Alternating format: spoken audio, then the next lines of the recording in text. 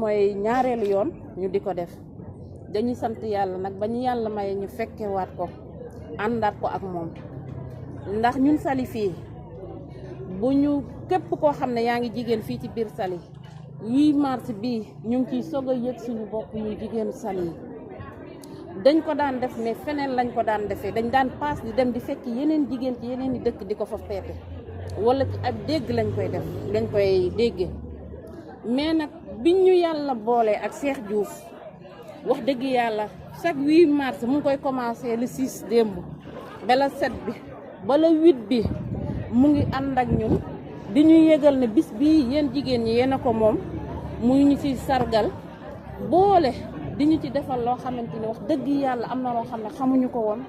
mu ngi ñu koy xamal fii ci biir Saly. daaw ku fi ñëwoon fekkee bis bii ñëwaat fi ren fekkeewaat bis bii di nga xam ne am na changement bu baax ndax daaw bu ma yeboo ma ne dañu doon soog a xamante ak moom liñ fi exposé daaw amuñu ko woon parce que commencement bi la woon mais bépp jigéen boo xam ne toog nga fi rek mayul kenn xaalis mu dem won la ginnaaw daa ñëw may la xaalis ba pare won la ni ngay nappee pour nga mën a jëriñ sa bopp bisub tey bii tey firnde na ko taabal yi tey firnde na ko bépp jigéen bu taxaw fii ci ginnaawam rek sëgg nga mu defal la formation mu def ci yow xam-xam boo xamante ni yow xamoo ko woon te xam-xam bu ko nit defee ci sa bopp lu ne nit mën na ko nangu waaye mënoon nangu xam-xam loolu defal na ko jigéen ñi ba tey ku fi nekk rek autonome nga mën nga cuub mën nga céréale mën nga def savon liquide bi mën nga def savon poudre bi loolu grâce à DG Diouf. donc chantier bi ñu nekk tey jii vraiment chantier la bu nga xam ne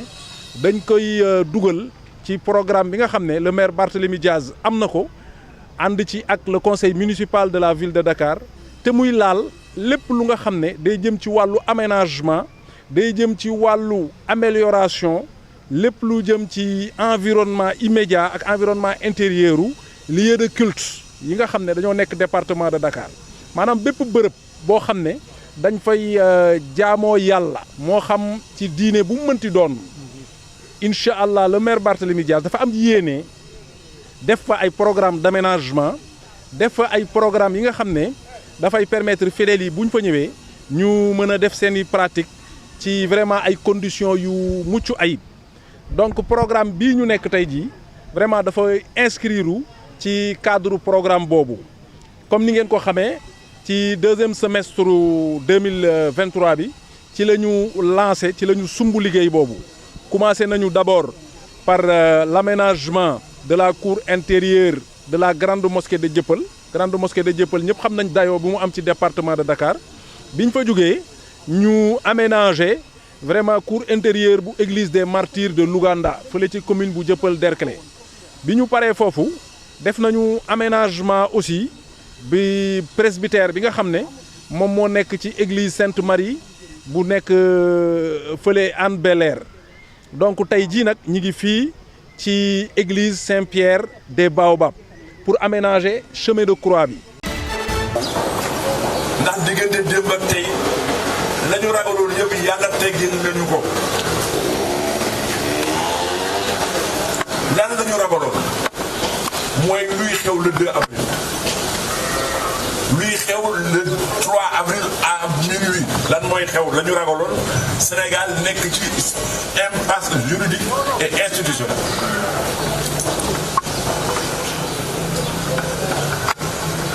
ci ngërëm loolu nag ñu ngi wax ñi nga xam ne dañuy yor turuux yi xamoo lan la seen i bëkk nekk di leen netti ak seen i njaboot war nañoo xam ne su fekkee ne dañuy ñaanoon yàlla réew mi nekk ci jàmm yàlla nangu na ko ci bii façon foog ñu xamee ko noonu ñoom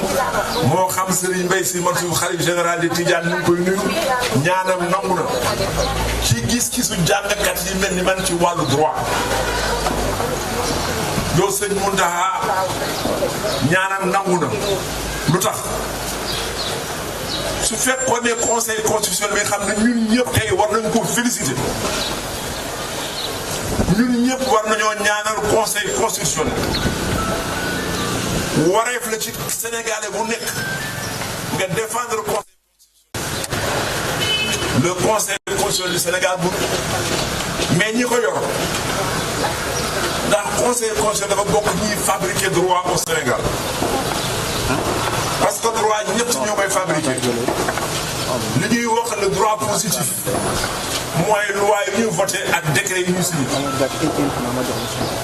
la doctrine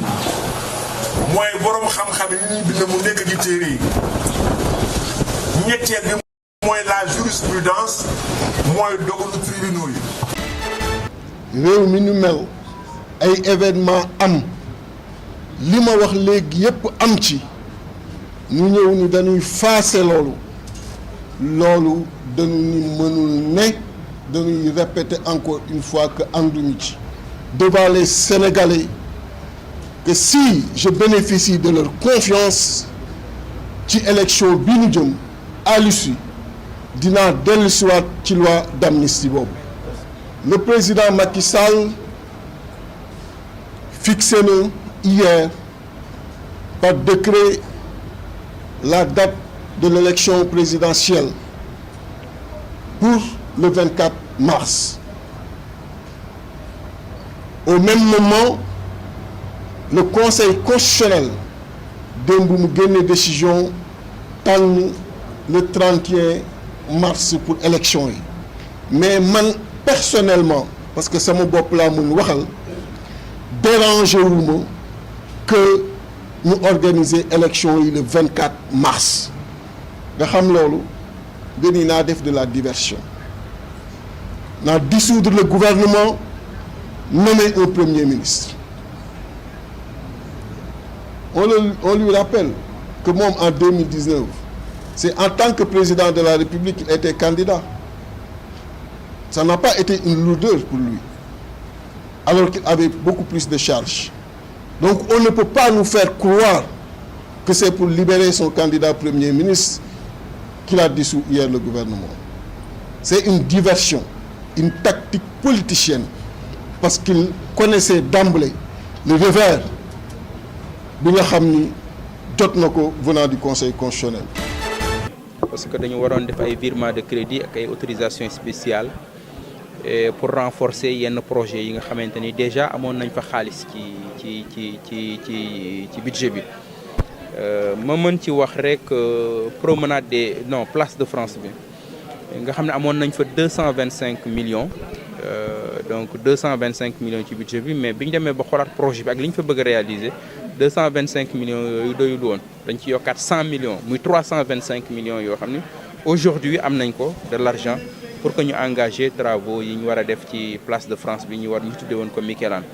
et dossier d'appel d'offre bi pare na dinañ ko lancer semaine prochaine liggéey boobu aussi lañ bëgg a def ci éclairage public bi et donc dañ fa soxla waatoon renforcer ko bu baax parce que tout le réseau 4444 et soo ko xoolee depuis fête d'indépendance bi ñu waroon a defee Thiès avec le président avec monsieur le premier ministre le maire Idrissa Seck xam nga réseau boobu dafa yàgg am na lu ëpp ñaar fukki at réseau boobu Sodiom la aujourd'hui entreprise bi nga xamante ni moo ko liggéeyoon dañ ko contacté woon mu ñëwoon Thiès ñu def le diagnostic vraiment mu jox ñu un bilan donc de ce diagnostic là et que ñu bëgg ren ji ci 2024 bi tout le réseau 4444 bi ñu basculer vers le LED mais en même temps ñu reprendra les avenue bu mel ni Jean Collin El Hadji Omar Tall et tout à l'heure le conseil municipal m'a demandé ñu boole ci Xavier Ndione bi donc loolu di xaalis bu takku bu ñu soxla woon et tey jii mobiliser nañ 321 millions pour def ko ci ñëwoon Ziguinchor mission parce que xam nañ ni que ba léegi mémorial bi ñi ngi ci liggéey bi ñu am lu ñu ñëwoon di ci liggéey waaye nag comme ñoom jigéen ñi dafa am ci ay jamono ca ginnaaw benn financement boo xamante ni dañ ko amoon war ci liggéey yàlla nag nattu def ci ay ndok-ndok bor topp leen ci ministre de la culture et du patrimoine historique professeur Aliou Sow bi mu ñëwee ñu diis ko mu daal di jël engagement taxaw ci pour saafara ko loolu moo doon suñu tànk tey ñu daal di ñëw ànd ñun jigéen waaw daal di taxaw pour saafara loolu. bi ñu xaymaa xaalis bi dafay def 2,5 millions. loolu moom waxtaan nañ ci bu yàggul di xool rek bu ñu tàmbalee liggéey bi naka la ñuy mën a àndee xalaat naka lañ leen di mën a structurer organiser leen pour jox leen ay piste yoo xamante ni bés bu ñu amee financement bu mu ci mënti doon ak activité bu mu ci mënti doon ñun bu ñu ko mënee ci saa si ñu taxaw ci encadrer leen bu fekkente ni nekkul ci loo xam ni suñu expertise la maanaam xarañ nañ ci ñu daal di wut ñoo xam ne xarañ nañ ci pour mën leen ci taxaw loolu moom waxtaan nañ ci te xam naa ne bu ñu démarrer activités yi rek dina gën a mën a lekk loo xam ne dina ñoŋal suñu diggante. moom